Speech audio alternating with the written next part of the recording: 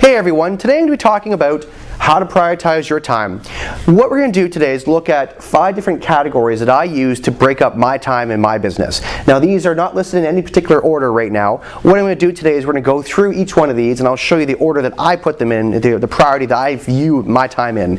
It's really important that you see your personal life and your professional life as separate things that you can actually break up into different time chunks, and then you can focus your time doing those specific roles. I've talked a lot about treating your self-employed business as an employer, hiring employees for different job roles within your business, and this is really along that line. What this does is it gives me, in a moment's notice, the ability to quickly manage my calendar. As we all know, our careers are very flexible, very fluid, and often appointments appear or things happen that we can't plan long-term for. There are certain things you can plan long-term for. I call those anchor appointments, and those can be locked in your calendar, but a lot of things are fluid. So what you need is a very simple and easy, effective system to use to quickly triage that incoming appointments and decide what's more important, where can you move things in, what things can be dropped off if need be. And so that's really what this is all about, is quickly triaging those incoming action items and deciding where they fit on the order of priority. So what I want you to do is I want you to stop the video and I want you to write down these things and I want you to pick your personal order. What do you think? Is this first, is this second, third, and write 1 to 5 next to all these and decide in your own personal time where these would go. Alrighty, so what I'm going to do now is I'm going to go through each one of them and I'll talk about where I put them in my personal preference and in my personal order. So first things first, the highest priority item, the thing that is the most important to me out of all those 5 you saw, is personal and family time. You work to live, you don't live to work. It's very, very important that you see yourself, a true professional sees himself as a person first, and your family and your personal development is more important than any client's business ever. It has to be that way. If you don't value yourself first and foremost, then you're not going to be able to achieve what you want with your business.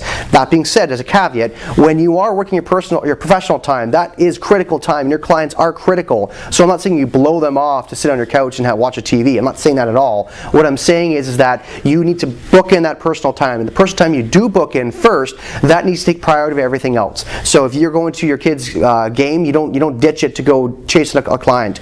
If you are having a family dinner, you don't drop that to run out there and show a property. Those are more important appointments than chasing a commission. I understand that you want to try to massage and move things around, and if you have the ability to move certain personal appointments around, for me, journaling, reading, being by myself, I love playing computer games, so having that time to unwind is really important to me. I can move that time around, but I still need to have that time in my calendar. So it's not that you can't move it around, it's just that you need to respect that time and don't cancel it for a lesser important item. That's the first thing. Next thing, personal and professional development. So again, this is all about focusing on your growth, because you can't be effective and help other people have a great experience if you are not worrying about yourself. If you've ever flown on a plane before, you've heard this, where the stewardess are talking about the air masks that fall down. The first thing you do is put the mask on yourself, and then you can help people beside you, because if you don't help yourself first, you can't help anybody else. So focus on developing yourself first, and then that will give you the opportunity to have a great professional life. So this is going to be stuff like team meetings. Attend those team meetings. You can learn so much. Even if you're a master. Myself, I'm excellent at my craft and I love what I do. Every single team meeting that I go to, I learn something new every single time. So don't think for a second that you got it figured out, or that's just a waste of time, or that you are not effectively using your time. That's incorrect, and that actually is your ego getting in the way of your true potential. So budget in that time. Do courses. Go on retreats every year. It's energizing. It's fun to meet other professionals in your industry who are in different marketplaces and seeing what they're up to, getting ideas from each other, and just sharing old stories from our old war stories. It's great. It's a great thing to do. So focus on doing that and budget that time in every week. Number 3, offers and negotiation. So these are the fire. These are the items that pop up in your calendar that you can't plan for. You can't plan, next Thursday I'm doing an offer for this guy I'm showing a property to. That would be nice if you could, but unfortunately you can't do that. So instead you need to have white space in your calendar, which is your open times in your calendars, that you are flexible, you can move things around. And so if something comes up, this is a high priority item, this would bump something else out in your business. So a typical thing would be, you have prospecting set aside. Well, you need to focus on prospecting, it's critical, but if somebody needs to do an offer and they have no other opportunity to meet you at a different time and needs to be meeting you at 5 o'clock at this time and you have that time set aside for something else, you need to move that time around. So this is a high priority item that does need to be dealt with and does need to be treated with respect, because this is what's going to get you paid.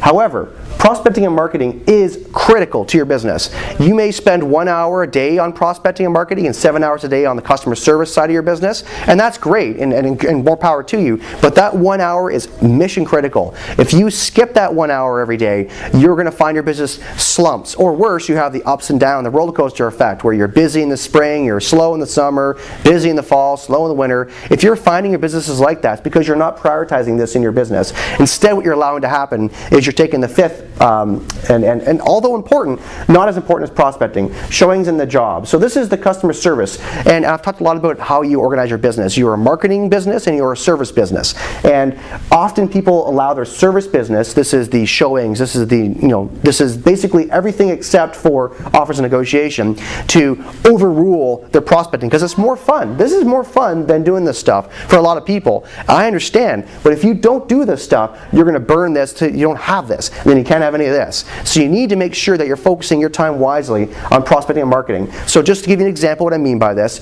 let's say that you have in your calendar from 2 to 4 is your follow-up from your open houses, and that's your hot list working time. So that's your prospecting and marketing time. Now let's say an offer comes in, or you're dealing with an offer and your client is leaving town and they have to meet you at the same time they had booked in for prospecting. So obviously you need to take care of that offer. So you drive out and meet that client, but now you've pushed off prospecting. So the mistake a lot of us make is then after this is done and this time has passed, we continue on with the jobs. Like, well, that evening I was going to do, I don't know, put together a CMA for the next week's clients, or do some other, make work stuff, submit some paperwork, whatever.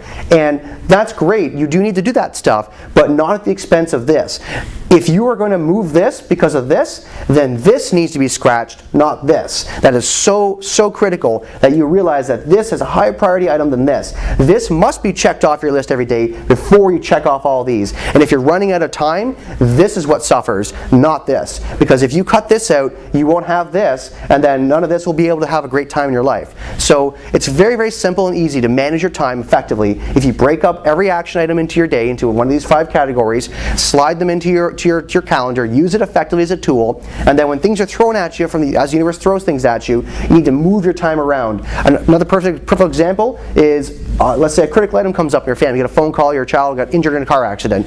Obviously you're going to stop what you're doing. You're not going to worry about your offer, you're not going to worry about prospecting. You're going to drive out to the hospital and deal with that situation, because that's a much higher order of priority than that kind of stuff. So just look at your business like that, and make sure that you are making changes in your life and balancing your time effectively so that you respect this order of priority. And if you can do that, you're going to find peace and calm in your life. That's the key. You minimize stress and you get a heck of a lot more accomplished.